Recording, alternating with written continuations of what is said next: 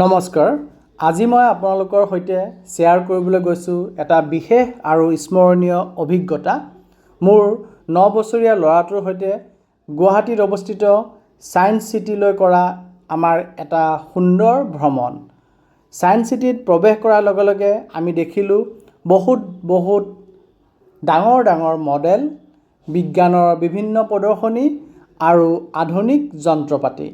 মোৰ ল'ৰাটোৱে প্ৰতিটো বস্তু আগ্ৰহেৰে চাইছিল আৰু একেৰাহে প্ৰশ্ন সুধি আছিল, এইটো কেনেকৈ কাম কৰে, এইটো কি, এইটো ক'ত ব্যৱহাৰ হয়। ইমানেই ভাল লাগিছিল তাৰ সেই কৌতূহল দেখি। আটাইতকৈ বেছি আনন্দ দিয়া অংশটো আছিলে এক্সিবিশ্যন।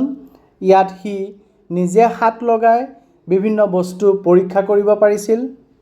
খেলি খেলি বিজ্ঞান শিকাৰ যি অভিজ্ঞতা, সেয়া সদায় অসাধাৰণ হৈ থাকিব।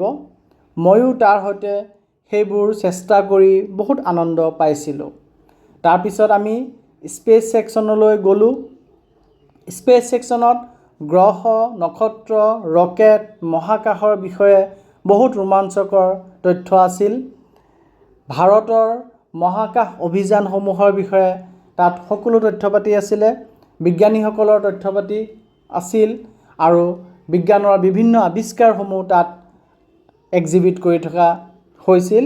মোৰ ল'ৰাটোৱে সেইবোৰ দেখি মোক ক'লে, আব্বা, মই ডাঙৰ হৈ চাইণ্টিষ্ট হ'ব বিচাৰোঁ।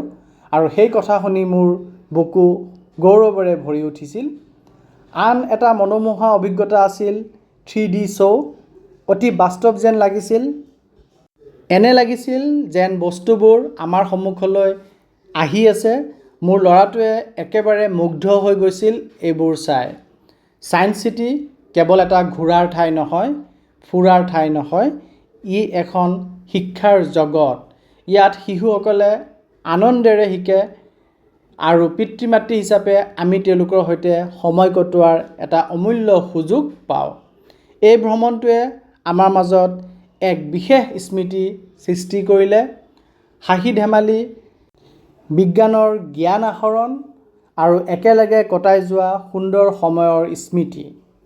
শেষত মই আপোনালোকক ক'ব বিচাৰোঁ, যদি আপোনালোকে কেতিয়াবা গুৱাহাটীলৈ আহে, তেন্তে এবাৰ নিশ্চয় সোণাপুৰত অৱস্থিত ছায়েন্স চিটি ভ্ৰমণ কৰক। বিশেষকৈ আপোনাৰ সন্তানৰ সৈতে গ'লে এই অভিজ্ঞতা আৰু বেছি স্পেচিয়েল হৈ পৰিব। ধন্যবাদ।